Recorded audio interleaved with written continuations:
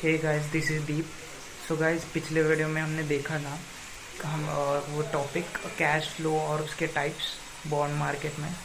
तो इस वीडियो में हम देखने वाले हैं कि इशुएंस और ट्रेडिंग के बारे में बॉन्ड मार्केट में। तो उसी से रिलेटेड टॉपिक है सारे, और सम्स भी है, मतलब उसका थोड़ा कैसे एक्सप्लेनेशन होगा वो भी हम देखेंगे।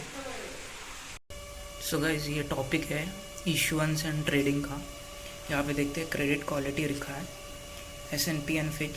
यहाँ पे रेटिंग्स दिए रखे हैं बॉन्ड्स के। ये एक्चुअल में क्रेडिट रेटिंग होती है, यानी क्रेडिट क्वालिटी होती है बॉन्ड्स की। यानी एक बॉन्ड को कैसे हम रेट कर सकते हैं को उसके लोन परचेसिंग पावर के हिसाब से, कि वो लोन रीपेमेंट कैसे कर रही है कंपनी, वो या फिर कोई भी बैंक हो गई। तो उसके अलग अलग रेटिंग्स होते हैं। तो उसके रेटिंग्स के हिसाब से हमें पता चलेगा कि कौन सा बॉन्ड अच्छा परफॉर्म कर रहा है और कौन सा बुरा परफॉर्म कर रहा है in terms of loan giving and loan purchasing. और आपको वो डिफ़ॉल्ट नहीं होगा उस बॉन्ड का, इस चीज़ की ध्यान रखिए काफ़ी ज़्यादा। तो यही है मोस्टली। तो यहाँ पे रेटिंग्स देखिए, ए बॉन्ड यानी कि सबसे अच्छा वाला बॉन्ड होता है। यहाँ पे AAA दिया रखा है। तो ये मोस्टली इन्वेस्टमेंट ग्रेड बॉन्ड्स होते हैं सारे। यहाँ पे BB+ होती है और कंसिडर हाई यील्ड, यानी कि इनका यील्ड काफ़ी ज़्यादा होता है, जो कि काफ़ी ज़्यादा स्पेकुलेटिव भी होते हैं और जंग बॉन्ड्स भी होते हैं काफ़ी सारे ऐसे। यहाँ पे दूसरा कॉन्सेप्ट देखा है मूडीज़ का, A1 A2। यहाँ पे नंबर वाइज रहता है, A1 A2 A3, BA1 BA2 BA3 ऐसे। इन्वेस्टमेंट ग्रेड बॉन्ड्स, इसमें ग्रेडिंग सिस्टम होता है मोस्टली यहाँ पे। तो BA1 and lower are consider junk bonds, और BA1 मोस्टली काफ़ी ज़्यादा, और उससे नीचे उसको एक्चुअल में जंग बॉन्ड्स बोलते हैं, मतलब जो काफ़ी ज़्यादा लो परफॉर्म करते हो और उसके हाई चांसेस है कि वो डिफ़ॉल्ट हो जाए बॉन्ड। तो इसलिए उसको एकदम नीचे रखा है, उसमें ग्रेड नीचे दिए रखा है। यहाँ पे दूसरा कॉन्सेप्ट देखते हैं, types of fixed income indexes लिखा है यहाँ पे।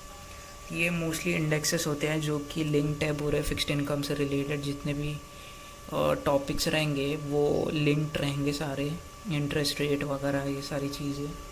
तो ये मोस्टली इंडेक्सेस दे रखे हो उनमें। तो सबसे पहले कूपन रेट्स, कूपन यानी जो इंटरेस्ट मिलता है बॉन्ड होल्डर को वो होता है। रेटिंग्स यानी क्रेडिट रेटिंग के ऊपर रहता है कि वो बॉन्ड डिफ़ॉल्ट करेगा कि नहीं ऐसा। मैच्योरिटी यानी कितने साल का बॉन्ड है वो, उसके बारे में मैच्योरिटी होता है। इशूअर मतलब बॉन्ड इशू करने वाला, यानी बॉन्ड देने वाला। कोलैटरल मतलब कुछ गिरवी रखना, कुछ प्रॉपर्टीज़ या फिर कुछ बॉन्ड्स हो गए, उसको एज अ कोलैटरल बोलते हैं, यानी कि प्रोटेक्शन बोलते हैं किसी भी असेट का, ताकि वो डिफ़ॉल्ट भी अगर करे तो उसको एज अ उस प्रॉपर्टी को एज अ कोलैटरल रख सके for the protection of that safety जो उन्होंने इशू की है। एम्बेडेड ऑप्शंस यानी कि कौन कौन से अलग अलग ऑप्शंस है असेट्स के ही, प्रोटेक्शंस के ही, मतलब वो एक टाइप की सिक्योरिटीज़ होते हैं। और यहाँ पे नीचे दिया है डिफ़ॉल्ट रिस्क, कि बॉन्ड अगर डिफ़ॉल्ट कर गया तो उसके बाद क्या करना है, मतलब कि दूसरे प्रोटेक्शन वगैरह नहीं रहेगा। तो ये मोस्टली डिफ़ॉल्ट रिस्क तो लिंक्ड है कोलैटरल से ऐसे। तो यहाँ पे लिखे इन्फ्लेशन प्रोटेक्शन और द इंडेक्स लिंक्ड बॉन्ड्स। हाँ, ये वाला कॉन्सेप्ट है। तो यहाँ पे नीचे देखते हैं markets for government issues, agency और क्वासी गवर्नमेंट बॉन्ड्स लिखे हैं यहाँ पे। Federal national mortgage association also called Fannie Mae is a government sponsored, mostly एक गवर्नमेंट बॉन्ड है, क्वासी गवर्नमेंट बॉन्ड्स बोला जाता है। तो ऐसे भी टाइप के बॉन्ड्स आते हैं, कभी कभी गवर्नमेंट स्पॉन्सर्ड बॉन्ड होते हैं पर्टिकुलर कंट्रीज़ के। यहाँ पे लिखा है सुप्रा नेशनल बॉन्ड्स। तो सुप्रा नेशनल बॉन्ड्स देखते हैं क्या होता है। Basically world bank, IMF, Asian development bank हो गए। तो ये क्या करते हैं, बेसिकली ये जो पॉवर्टी और करप्शन रिड्यूस करते हैं ये सारे बैंक्स। तो वो बैंक्स भी एक्चुअल में अनाउंस करते हैं अपने बॉन्ड्स, ताकि लोग उनमें इन्वेस्ट कर सके और फिर उनको फिक्स्ड रिटर्न मिल सके उससे, यानी कि कूपन मिल सके उनको, इंटरेस्ट रेट। तो इसकी वजह से वो बॉन्ड्स यानी मिलता है। तो गाइस यहाँ पे आप देख सकते हो सोवरेन बॉन्ड्स लिखा है, जो कि नेशनल गवर्नमेंट के द्वारा इशू किया जाता है, सोवरेन मोस्टली, जो कि गवर्नमेंट के बॉन्ड्स होते हैं।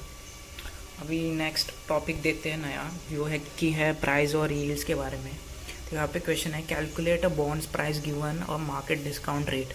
तो यहाँ पे मार्केट डिस्काउंट रेट हमें कैलकुलेट करना है कि अगर डिस्काउंट रेट अगर दिया रहेगा किसी भी बॉन्ड का तो उसको कैसे कैलकुलेट करना है। तो मोस्टली ये फाइनेंशियल कैलकुलेटर में कैलकुलेट किया जाता है, जो कि उसमें टाइम वैल्यू ऑफ मनी के जो फंक्शंस होते हैं उसके यूज़ करके हमें करना होता है, और बाकी के भी फंक्शंस होते हैं उसमें, जैसे कि मैच्योरिटी वगैरह ये सब।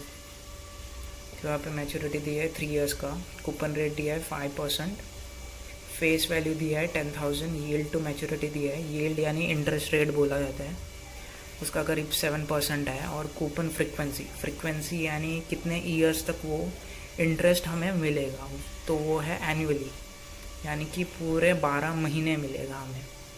तो अभी देखते हैं। तो आपके पास अगर फाइनेंशियल कैलकुलेटर है तो वो प्लीज़ ओपन कीजिए, तो हम देखेंगे कि उसको कैसे कैलकुलेट करना है और इसको अच्छे तरीके से समझेंगे।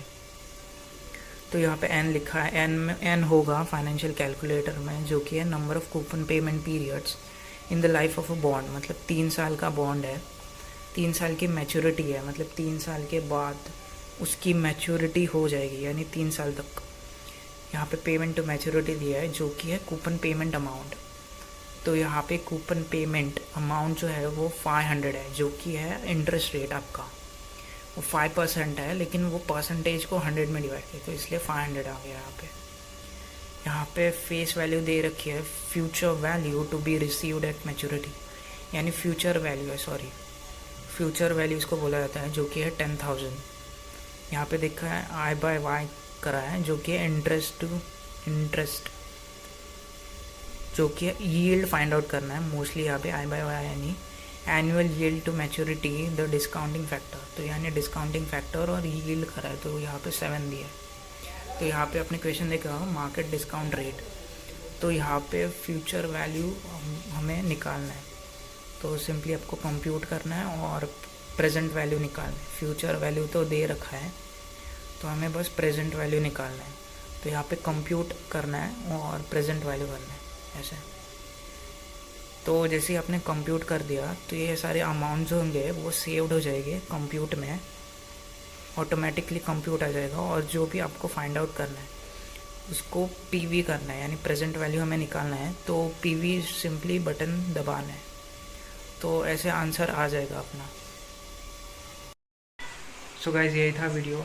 सो गाइज़ आपको पसंद आ रहा है तो लाइक शेयर और सब्सक्राइब ज़रूर कर सकते हो, और कोई भी कमेंट रहेगा तो आप नीचे मुझे लिख कर भेज सकते हो।